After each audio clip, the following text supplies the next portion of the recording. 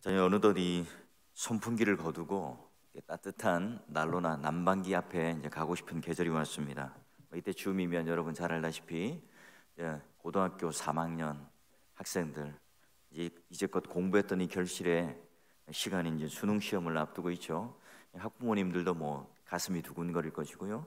또 이미 대학에 진학을 하고 또 자녀들이 결혼도 하고 자식을 낳은 그런 또 우리 노년에 계신 분들도 그 시절을 돌아보면 참 힘겨웠구나, 힘들었구나 하는 생각을 하실 거예요. 그렇듯 우리가 한 해를 돌아보면 신나고 기뻤던 일, 또는 즐겁고 또는 슬펐던 일, 또는 굉장히 행복한 일, 또 역경과 고난이 있었던 일, 이런 일들이 참으로 이제 겹치고 마치 시계추처럼 왔다 갔다 하는 것이 바로 우리 인생이라는 것을 압니다. 하나님께서는 왜 나에게 이런 시련을 주실까? 또는 하나님을 붙잡고 부르짖는 또는 이런 답답한 마음과 또 그런 일들이 생길 때가 많죠. 이 땅에 우리가 죽고 사는 동안 하늘나라에 갈 때까지 인생은 이처럼 이제 시계초의 움직임처럼 좌우를 왔다 갔다 해요. 너무 기뻐서 즐거워서 내가 이 땅에서 태어난 것이 너무나 감사한 때가 있고요. 또 내가 너무나 힘겹고 어려워서 내가 이 세상에 태어난 이유를 모르겠다 하는 생각이 들 때도 있습니다. 이렇듯 괴롭고 또한 기쁘고 슬프고 또 행복한 일들, 그렇기 때문에 오늘 하나님 앞에 내 인생을 살아갈 때 즐겁고 만족스러울 때 말고 우리가 고난과 역경, 오늘 야고보서가 말하는 시험이라고 하는 환난이라고 하는 어려움이 올 때 우리는 어떻게 살아가야 할까? 이게 이제 평소에 우리가 대비를 하고 있어야 되겠죠. 그리고 이제 고3 수험생들 시험을 치고 또 여러 가지 이제 대학을 진학하고 또 취업을 하고 또 남자 같은 경우는 군대를 가게 되고 여러 가지 일들이 오늘 우리 앞에 우리가 이렇게 버텨내고 견뎌내기 힘든 그런 장애물들이 존재합니다. 자, 이때 우리 이제 아이들에게 무엇을 가르칠 것인가? 괜찮아 라고 하는 막연한 위로만 할 것인가? 아니면 그저 희망을 가져 라고 하는 세상 사람들이 말하는 그냥 그저 우리가 바라는 꿈들 또 기대감 이 비전만을 심어줄 것인가? 야고보 사도는요 이렇게 말하죠. 내 형제들아 너희가 여러 가지 시험을 당하거든 온전히 기쁘게 여겨라. 야고보 사도는요 시험을 당할 때 오늘 나에게 있는 그런 버거운 일들이 내 앞에 닥쳐서 있을 때 자, 내 형제들아 내 자녀들아 적극적으로 맞서 이겨라. 그리고 피하지 말고 약하게 굴지 말고 비굴하게 굴지 말고 맞서서 당당하게 싸우라. 자, 이 정도로만 끝내는 게 아니라 오늘 우리의 마음, 내적인 마음에 대하여 이렇게 권면합니다. 온전히 기쁘게 여겨라. 우리가 인생을 살다 보면 뭐 저도 얼마 되지 않은 인생을 살았지만 경험으로 좋은 일과 나쁜 일이 반복되는 시계추와 같다고 말씀드렸던 것처럼 한쪽 방향으로 우리 인생은 몰려있는 일은 없어요. 기쁜 일이 있는가 하면 슬픈 일이 항상 그 진자 또는 시계추 운동처럼 이렇게 왔다 갔다 합니다. 물론 이제 그 주기가 길게 느껴지기도 하고 짧게 느껴지기도 합니다. 뭐 고등학교 시절 돌아보면 추억이에요. 그럼 그 순간 안에 있으면 고통스러운 일이죠.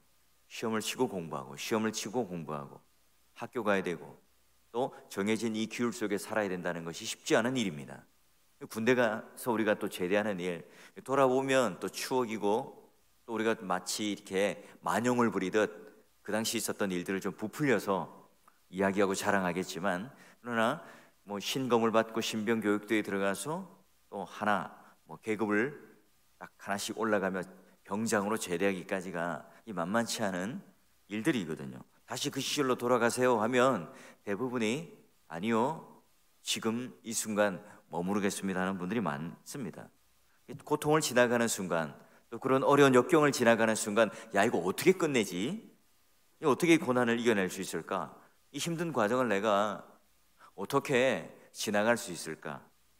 그 순간 우리가 이제 넘겨보면 우리 뒤를 돌아보면 이 은혜라고 하는 사실들을 깨닫게 됩니다. 야고보 우리 믿음의 선배인 사도도요 믿음의 후배들에게 배짱을 가져라 그리고 온전히 기쁘게 여겨라 이런 권면을 하고 있어요. 그 사람들이 말하자면 그냥 안주하고 있는 삶을 사는 사람들이 아니라 오늘날 우리 인생들보다 더 어렵고 힘든 그런 역경의 삶을 살았어요. 공동체 속에서 쫓겨나고, 그리고 경제적인 어떤 모든 기반들을 잃어버리고, 그리고 내가 이 기독교 예수 그리스도를 믿는다는 이유 때문에 세상으로부터 핍박을 받아요. 로마의 정권으로부터 핍박을 받고, 또 자기와 함께 살을 부비며 살았던 살갑은 그런 관계에 있었던 유대 공동체 친척들로부터 배척을 당하는 그런 이중적인 그 끼인 삶을 살면서, 또한 내가 경제적으로 사회적으로 진출할 수 없는 모든 이 기회가 막혀있는 그 답답한 삶을 살고 있을 때, 야고보는 시험을 만나면 온전히 기쁘게 여겨라, 이런 말을 합니다. 왜 그렇죠? 우리는 왜 그런 적극적인 자세를 맞을 수 있는가? 1장 6절에 보니까 오직 믿음으로 구하고 조금도 의심하지 말라.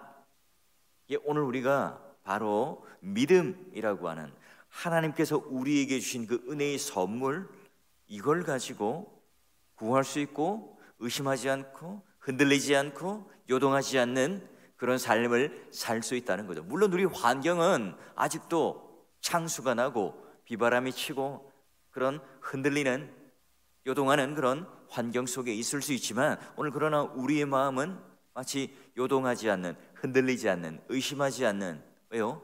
내가 이 믿음이라고 하는 것을 가지고 구하고 또한 찾을 수 있는 그 대상이 있고요, 또 나는 그런 믿음을 가진 자라는 사실을 알기 때문에 너는 온전히 기쁘게 여기라 말을 합니다. 무엇을 의심하지 말라는 것이죠?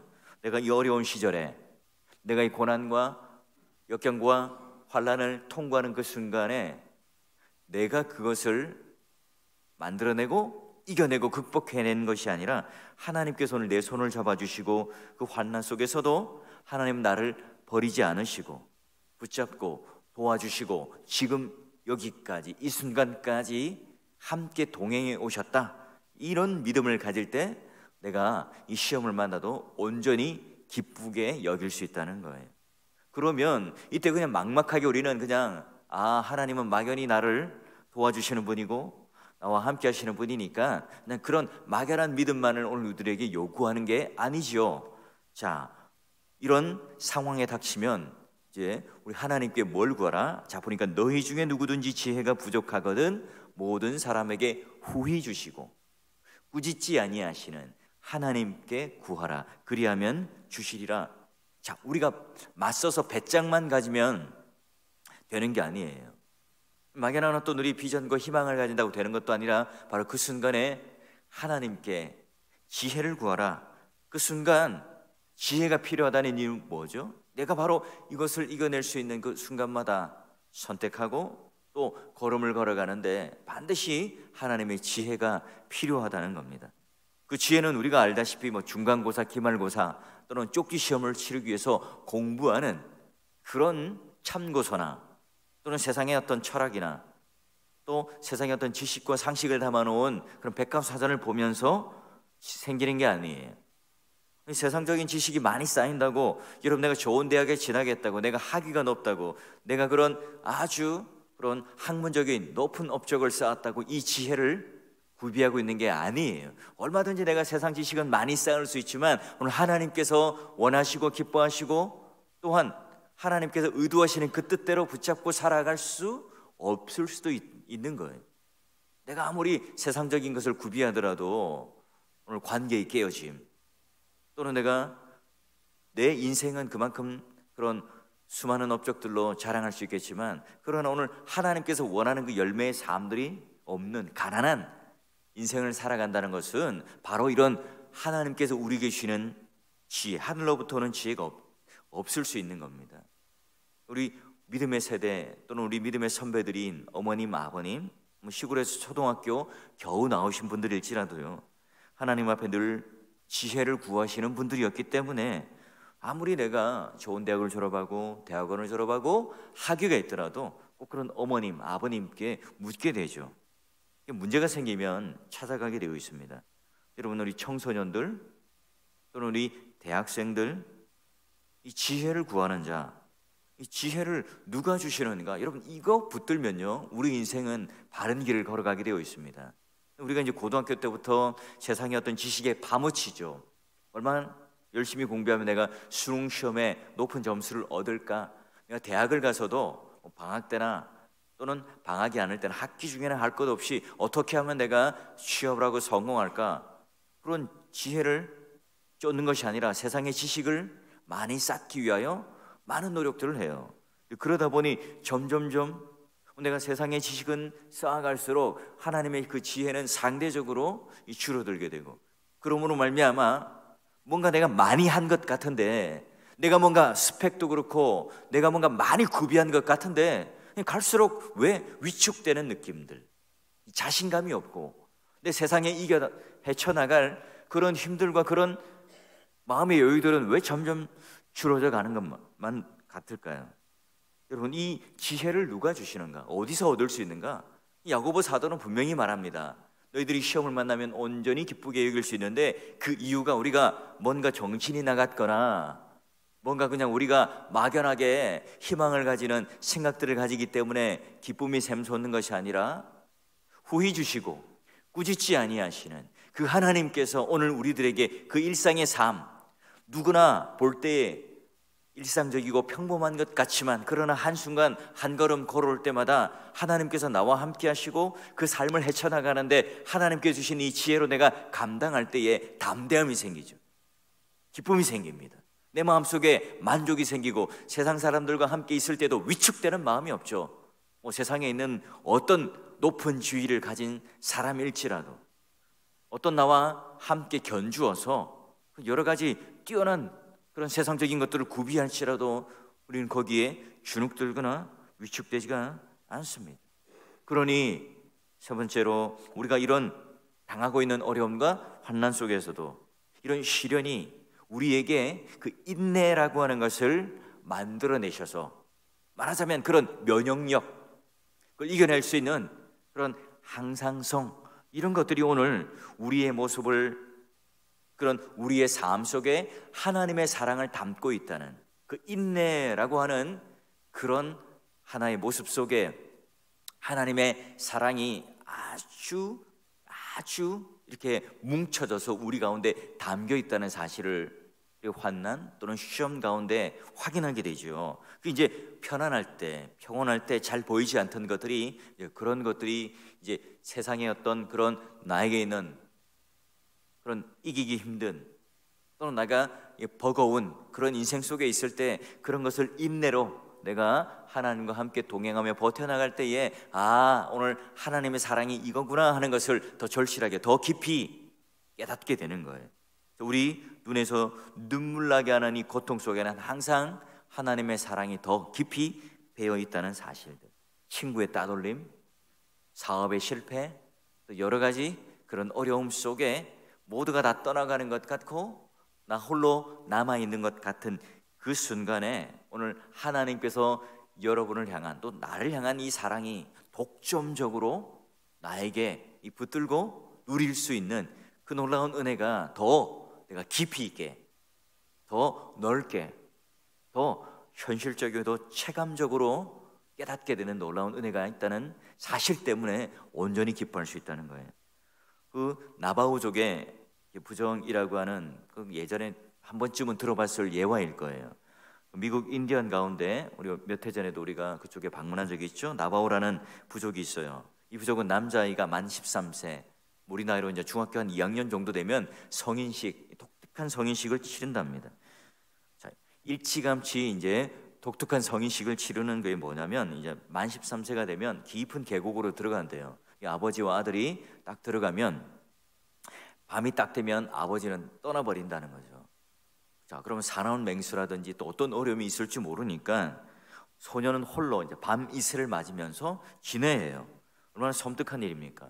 아직 이제 만 13세면 중학교 2학년 정도 청소년인데요. 자, 내가 계곡에 더 깊이 들어가면 막 맹수의 울음소리가 더 들리니까 그 공포감, 그 고립감은 점점 더 커지겠죠. 깊숙한 계곡에 도착하고 이제 아버지는 야, 안녕, 내일 아침에 보자 하고 떠나버려요. 자, 이때 얼마나 이제 무서울까요? 우리나라의 청소년들은 그런 성인식이 이제 없죠. 부활동산 아니면 지리산 깊은 곳, 이런 곳에 우리 사랑하는 아이를 그냥 내버려 두고 온다는 것, 그리고 거기서 지낼 때 성인이 된다. 여러분, 이렇게 하면 몇 명이나 이렇게 견뎌낼까요? 이 아들은 원망이 있겠죠. 섭섭함이 있을 겁니다. 아버지가 왜 날 이런 곳에 버려둬야 하는가? 왜 우리는 이렇게 성인식을 치러야만 하는가? 자, 이제 신경을 곤두세요. 홀로 있으니까 이게 들리는 소리가 더 선명하게 들려요. 그러면 뭐 맹수의 울음소리가 더 공포감 있게 들릴 수 있죠. 시간은요 더 안 가요. 멈춘 것 같습니다. 아무리 하늘을 봐도 별만 반짝반짝하지 해가 뜰 생각을 안 하는 겁니다. 그러나 어느덧 긴 밤을 뚫고 지나가면 동역해서 해가 뜨겠죠. 소녀는 야, 이제 살았다.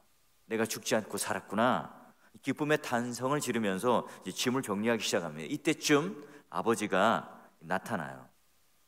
자, 그런데 그런 아버지를 쳐다보는 순간 깜짝 놀라죠.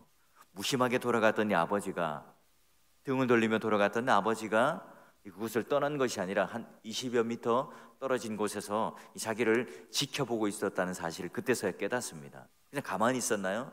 자고 있었던 게 아니라 활휘를 딱 당겨서 어떤 맹수가 달려올 때에 바로 일격에 가할 수 있도록 그 아들을 집중적으로 유심히 바라보며 거기서 함께 봤다는 거예요.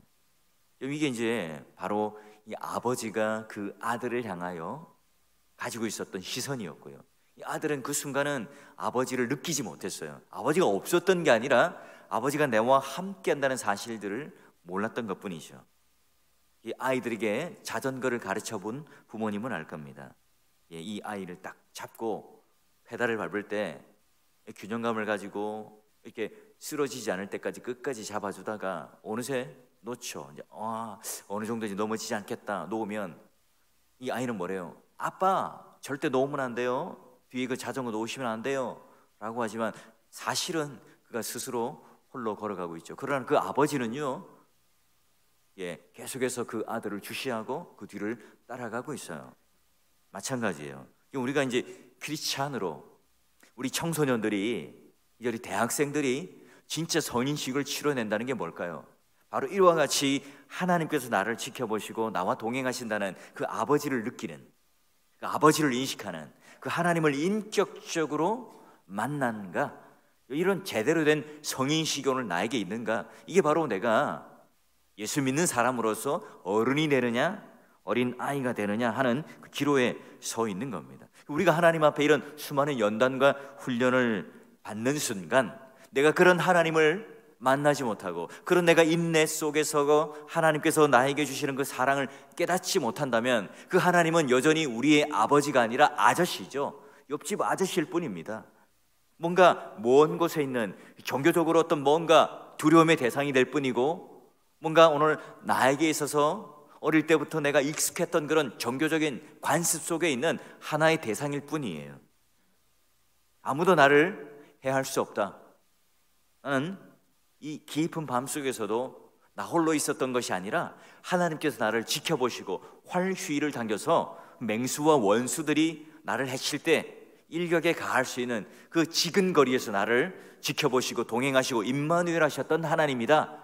여러분, 이런 우리 아이들이 성인식을 치러냈는지, 또 그런 성인식을 치러내는 이 과정이 바로 수능시험을 치는 것이고, 또 대학을 지나가는 것이고, 또 여러 가지 취업과 어려운 환경과 역경 속에서 오늘 내가 무언가 그 아들을 위하여 해줄 수 있는 모든 것들을 다 구비해 주는 것이 아니라 바로 하나님이라고 하는 그분을 찾을 수 있는, 그리고 그 하나님께 지혜를 구하며 또 하나님과 동행하는 그 하나님을 만날 수 있는 그 성인식이 치루어져 있는가, 이걸 확인하는 게 굉장히 중요합니다. 그 사실을 미처 깨닫지 못하면 우리는 매 순간 평생을 하나님을 원망하고 불평하고 나는 버림받은 인생 같다고 생각할 수밖에 없죠. 그건 우리의 생각일 뿐입니다. 아버지가 나를 미워해서, 그분은 나의 아버지가 아니기 때문에 뭔가 내가 이 극기심과 공포심을 이겨내기 위한 하나의 순간적인 훈련을 위해서가 아니라 바로 이 아들이 성인식을 제대로 치러내고 어른이 되기 위해서 아버지는 여전히 그 순간 함께 있었고요, 또한 어느 상황 가운데서도 나에게 눈을 떼지 않고 그리고 손은 이 활 휘위를 당겨서 이 아들 주위를 향하여 달려드는 원수들을 향하여 유심히 아주 주목하여 바라보고 계시다는 거예요. 믿음의 동역자 여러분, 하나님께서는요 오늘 우리 각자의 인생길을 포기하지 않고 끝까지 달려가는 모습을 보고 싶어 합니다. 모든 사람들이 떠받드는 그런 자리에 올라가기를 원하는 것이 아니라, 모든 사람의 그 이름이 알려지는 유명한 사람이 되기를 원하는 것이 아니라, 오늘도 역경을 이겨내며 끝까지 포기하지 않고 또 달리고 또 달리는 그런 사람이 되기를 원하죠. 우리는 크고 많고 센 것들은 이 세상들이 좋아합니다. 그런 허황된 것 속에 우리 가치관들이 똑같이 이렇게 변질되고 오염될 수 있어요. 사람들이 만들어 놓은 잘못된 이 기준 때문에 작고 평범하고 또 생명력이 있는 것들을 무시당할 수가 있어요. 작거나 평범해 보이는 것은요 열등하게 취급할 수 있어요. 그러나 오늘 그 작고 평범한 것 속에 가치를 하나님께서 오늘 우리에게 심어주셨는데, 그 생명이라고 하는 것은 양이나 질, 숫자로 따질 게 안 되죠. 여인의 막 잉태된 생명도 우주의 어느 것과도 비교할 수 없는 것처럼, 오늘 하나님께서 우리를 향한 그 사랑, 그 아버지의 부정, 오늘 우리가 이 성인식을 치러내고 그 아버지가 오늘 나를 향한 어떤 사랑을 가지고 있는가, 여러분 이걸 깨닫는다면 오늘 우리가 견뎌내고 있는, 오늘 우리가 하루길을 걸어가는 깜깜한 밤일지라도 그 작고 소박한 그 시간 안에 오늘 하나님께서 내가 뭔가 돈을 많이 벌고 또 내가 뭔가 많은 것을 이뤄내어서 행복한 것이 아니라, 작은 찻잔에 있는 커피 한 잔에 오늘 우리의 마음이 녹고 행복한 것처럼, 인내를 온전히 이루라, 이는 너희로 온전하고 구비하여 조금도 부족함이 없게 하려 함이라. 이 오늘 하나님께서 우리에게 바라는 궁극적인 우리 인생의 목적이라는 사실을 알므로 고난과 역경이 올 때 그 순간 오늘 우리가 다시 한번 우리 아들과 우리 딸과 우리 자녀들과 함께 적극적인 자세를 취하고요, 그리고 이 어려움을 이겨낼 수 있도록 누구에게요? 하나님께 지혜를 구하고, 그리고 내가 지금 그 인내 속에서 이 하나님의 사랑이 무엇인지를 누릴 수 있으므로 오늘 이 역경을 한판 뒤집기로, 또 그런 하나님의 믿음을 확인하는 믿음의 분수령으로 삼고 간다면 그 어느 것보다 내 인생의 값진 시간을 통과하고 있는 것이고요. 우리 부모님들도 그런 자녀들을 향한 기도를 하실 때, 우리 청소년들도 또 그런 인생의 길들을 걸어갈 때, 지금은 내가 확실하게 깨달아지지 않지만 그러나 그 순간을 지나고 나면 오늘 하나님의 사랑이 무엇인지를 더 깊이 깨닫게 되는 것처럼, 우리 고3 수험생들 또는 청소년들 수능 시험 치고 대학만 가면 추풍낙엽 떨어지듯 우리 믿음까지 떨어지지 않길 바랍니다.